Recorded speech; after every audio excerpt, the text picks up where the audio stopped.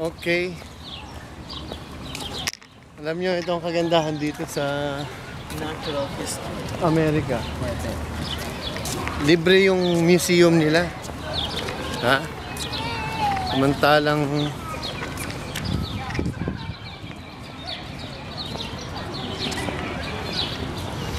yun, sa Pinas may bayad yan.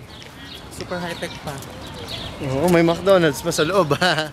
Nakakita na.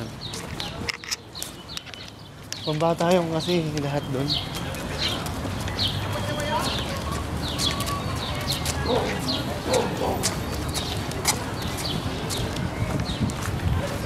Imagine mo.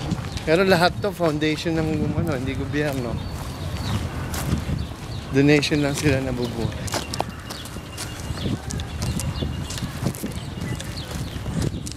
Ayan yung natural history. Tapos mamaya, dun tayo sa Hollywood. Hindi, saan tayo after nito?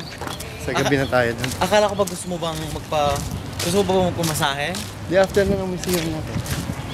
Hanggang ano ba yung mensahe na? Hanggang ano lang yun, nagkasara sila ng tent. Okay lang. So, ano, ganun. okay. 9 to 10 tayo.